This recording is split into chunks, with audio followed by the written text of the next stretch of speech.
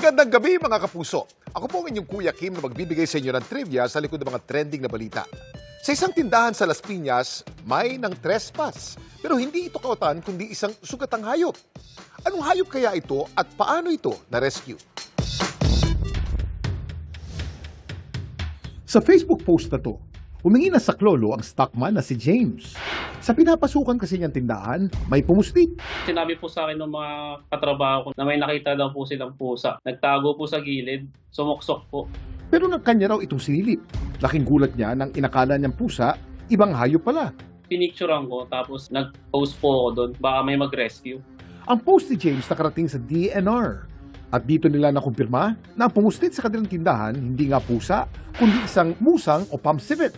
Ito ay wildlife species na katutubo o indigenous sa Pilipinas. Ang musang ligtas nilang na-rescue at agad nilang dinala sa Wildlife Rescue Center ng Biodiversity Management Bureau sa Quezon City. Napansin po yung musang ay may pinsala sa mga mata at hindi nito maimulat ang isang mata. Habang ang isa naman po ay namamaga at bahagyang nakausli. Patuloy po nating minomonitor ang kalagayan at tinitingnan po natin ang sitwasyon. May napansin din sila sa kilos nito. Apparently, yung wildlife ay medyo na-acclimatize na dun sa buhay sa kalunsuran, kaya medyo hindi naman gano'n nagpumiglas or what. Hinala nila, meron nag-alaga sa musang at nakatakas lang ito. Kailangan pong patuloy na investigasyong gawin kung bakit po napunta po dun sa lugar at kung talaga po may kumukup-kup nito ay kailangan po may establish. May nakipag-ugnayan naman daw sa kanilang caretaker di umano ng musang. Yun nga lang.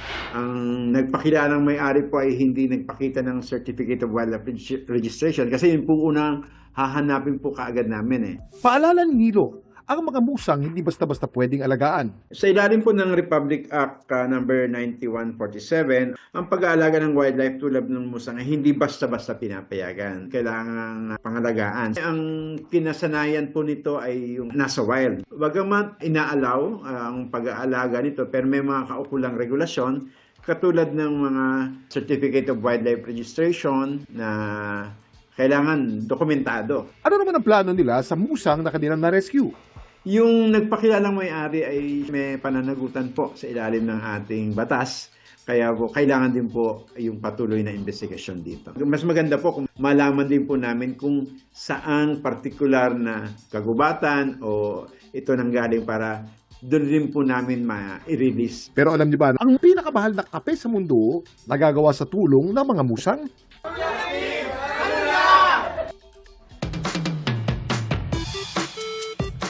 Ang pinakamahal na kape sa buong mundo na Kopi Luwak o civet coffee galing sa mga musang.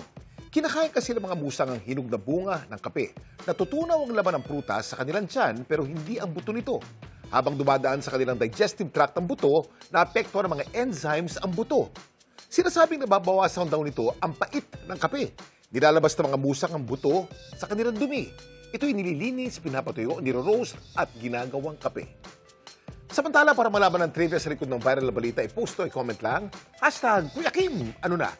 Laging tandaan, importante ang may alam. Ako po si Kuya Kim at sagot ko kayo 24 oras.